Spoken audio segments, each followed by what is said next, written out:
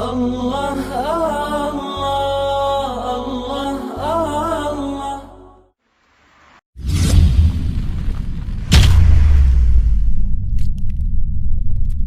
اب یہاں ایک سوال پیدا ہوتا ہے کہ ہم بھی اللہ کو پکارتے ہیں، دعا مانگتے ہیں، لیکن ہماری دعائیں تو ایسے پوری نہیں ہوتی۔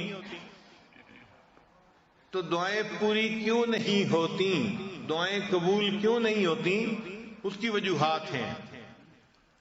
وہ وجوہات اگر آپ سمجھ لیں گے تو پھر آپ اس طریقے سے دعا مانگیں گے کہ دعائیں سیدھی قبول ہوں گی۔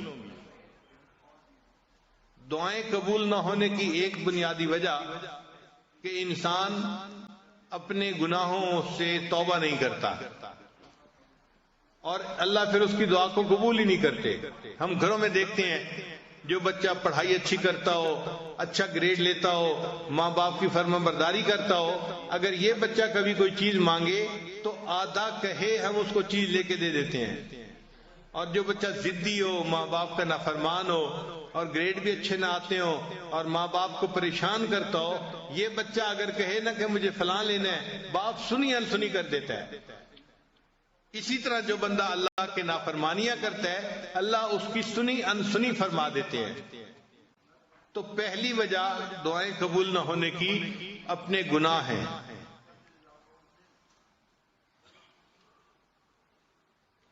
ایک مرتبہ بنی اسرائیل نے حضرت موسیٰ علیہ السلام سے کہا کہ اے اللہ کے کلیم، بارش نہیں ہو رہی اور پانی کی بڑی ضرورت ہے، آپ اللہ سے دعا مانگیے کہ بارش ہو جائے۔ تو موسیٰ علیہ السلام نے دعا شروع کر دی، ربنا اغفر لنا ربنا اغفر لنا ربنا اغفر لنا۔ تو بنی اسرائیل بڑے حیران کہ ہم نے کہا تھا بارش کی دعا مانگیں اور موسیٰ علیہ السلام ربنا اغفر لنا لگائے ہوئے ہیں۔ تو پوچھا اے پیغمبر اسلام، آپ یہ دعا کیوں مانگ رہے ہیں؟ انہوں نے فرمایا اس لیے کہ جب اللہ تعالیٰ کسی بندے کی بخشش فرما دیتے ہیں تو اس کی تمام مرادوں کو بھی پورا فرما دیتے ہیں۔ تو ہمارے گناہوں کو جب اللہ معاف کریں گے تو ہماری تمام مرادوں کو بھی اللہ پورا فرما دیں گے۔ تو دعائیں قبول نہ ہونے کی پہلی وجہ انسان کے گناہ ہیں۔ اس لیے جو بندہ حرام کپڑے پہنتا ہے، حرام مال کھاتا ہے، وہ اگر بیت اللہ کے ساتھ لپٹ کے بھی دعا مانگے تو حدیث میں آتے ہیں اللہ اس کی دعا کو قبول نہیں فرماتے۔ وہ ملبسہ حرام، اس کا لباس حرام کا تھا، اس کا کھانا حرام کا تھا، اس کی دعا کو کیسے قبول کیا جاتا؟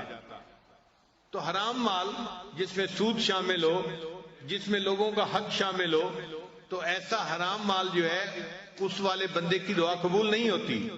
تو ہمیں چاہیے کہ ہم حلال کا اہتمام کریں تاکہ ہمارے اٹھے ہوئے ہاتھوں کو اللہ قبول فرما لے۔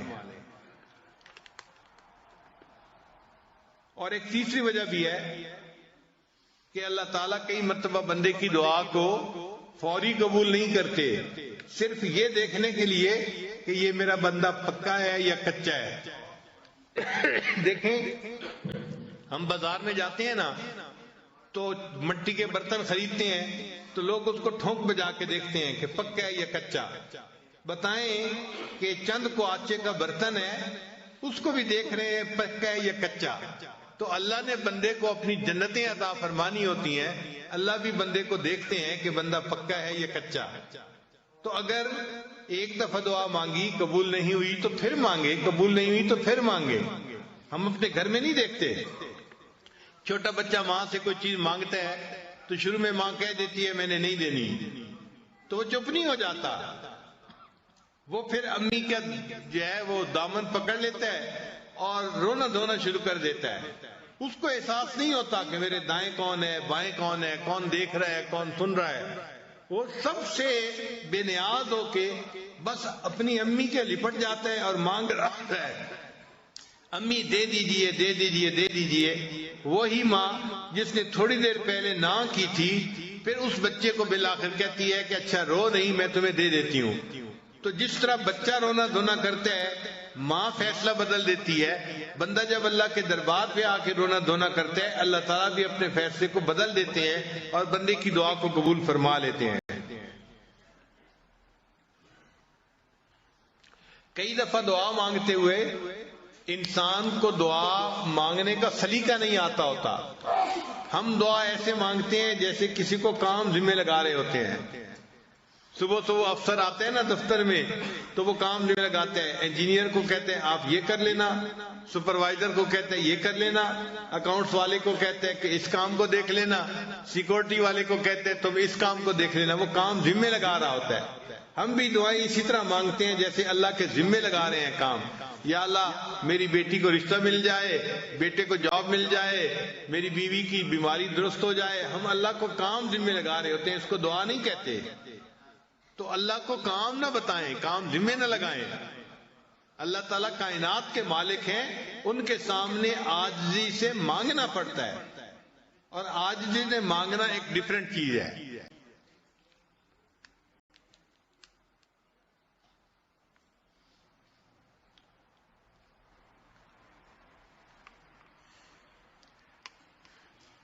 اور کئی مرتبہ دعا مانگنے والا دعا تو مانگ رہا ہوتا ہے مگر دل میں غفلت ہوتی ہے.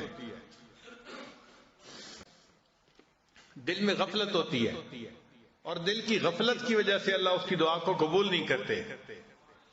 چنانچہ حضرت موسیٰ علیہ السلام ایک دفعہ جا رہے تھے, حدیث پاک میں ہے, ایک چرواہا بڑا مانگ رہا تھا اللہ سے دعا.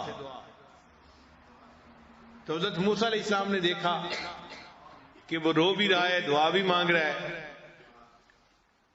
تو حضرت موسیٰ علیہ السلام نے اللہ تعالیٰ سے فریاد کی کہ اے اللہ, آپ کا بندہ ہے, آپ کے سامنے آہوازاری بھی کر رہا ہے اور دعا بھی مانگ رہا ہے, اور آپ دعا کو قبول نہیں فرما رہے. تو رب کریم نے جواب دیا کہ اے میرے پیارے موسیٰ علیہ السلام, یہ دعا تو مجھ سے مانگ رہا ہے مگر اس کا دل غیر میں اٹکا ہوا ہے, اس کا دل کسی اور میں اٹکا ہوا ہے. جب تک دل ادھر سے چھوٹے گا نہیں میں اس کی دعا کو قبول نہیں کروں گا. کہ دل تو میرا گھر ہے نا, تو بجائے اس کے کہ دل میں مجھے بساتا, اس نے دل میں کسی مخلوق کو گھسا لیا ہے, اس لیے دعا قبول نہیں ہوتی. تو حضرت موسیٰ علیہ السلام نے چرواہے کو بتایا, چرواہے نے اس سے توبہ کی اور اللہ نے اس کی دعا کو قبول فرما لیا. اب ہماری دعا کی قبولیت کئی مرتبہ یہ بھی ہوتی ہے دیر اس میں کہ دل اٹکا ہوا ہوتا ہے. نوجوان لوگ ہیں, کسی کا دل اے میں اٹکا ہوا ہے, کسی کا دل بی میں اٹکا ہوا ہے, کسی کا دل سی میں اٹکا ہوا ہے. تو جب دل غیر میں اٹکا ہوا ہو تو پھر اللہ تعالیٰ اس کی طرف توجہ نہیں فرماتے کہ تم نے میرے گھر پر غیر کو قبضہ دے دیا اور غیر کو گھسا لیا, میں تمہاری بات ہی نہیں سنتا. تو ہمیں چاہیے کہ ہم اپنے دل کو اللہ کے لیے خالص کر کے پھر اللہ سے دعا مانگیں. اور کئی مرتبہ ایسے بھی ہوتا ہے کہ انسان دعا مانگتا ہے اور دل میں شیطان وسوسہ ڈال رہا ہوتا ہے کہ تیری دعا قبول نہیں ہونی, تو بڑا ہی گناہگار ہے, بڑا ہی خطا کار ہے, تیری دعا کہاں قبول ہونی ہے, تو جتنے پانی میں ہے وہ تو جانتا ہے. تو شیطان کے اس وسوسے کی وجہ سے بندہ سمجھتا ہے کہ میری دعا قبول نہیں ہونی. تو جب یہ گمان کرتا ہے کہ قبول نہیں ہونی تو دعا قبول نہیں ہوتی. اب ایسا وسوسہ اگر شیطان دل میں ڈالے تو شیطان کے اس وسوسے کو رد کریں.